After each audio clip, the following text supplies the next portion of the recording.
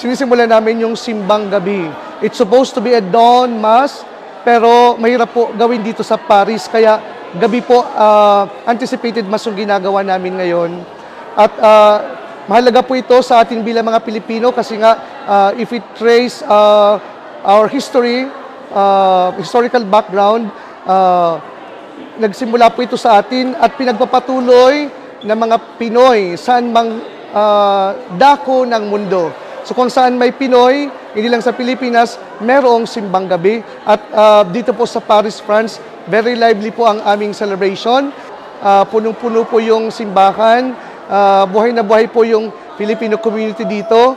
At naway, kung saan man napanig ng mundo, maging maligaya yung pag-celebrate natin ng Pasko ngayong 2023 and beyond. So maligayang Pasko po sa inyong lahat at maligong bagong taon mula po dito sa Paris, France. God bless you all.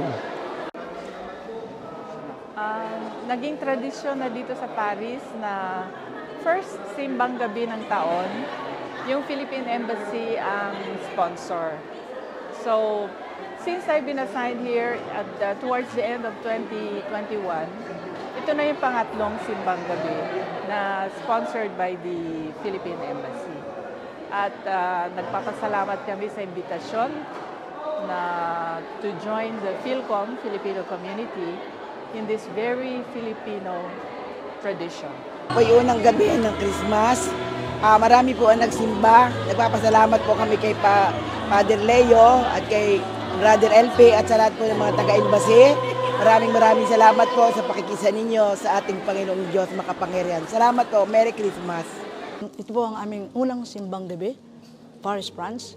And binabati po namin lahat ang mga pamilya namin sa Pilipinas. At ganoon din po, nagpapasalamat po kami sa Panginoon. At maayos po kaming lahat dito sa Paris, France.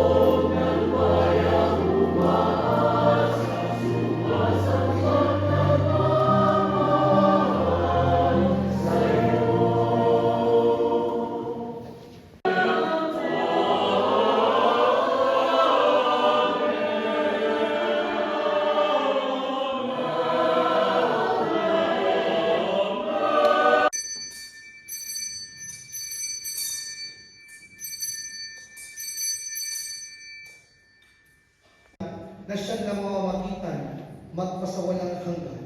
Amen. Now let's go to the Gospel.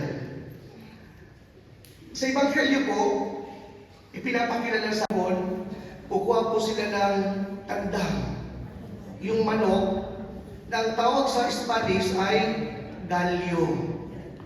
At ito ilalagay nila sa silong ng bahay. At the first strikes of dawn, kapag bumalaag na po yung ilaw o liwanag na galing sa araw, makikita po ito ng tandang. At siya ay titilaok. Kapag dumilaok na yung tandang, magigising na po yung mga farmers at pupunta na po sila sa bukid. Ito'y ginagawa nila.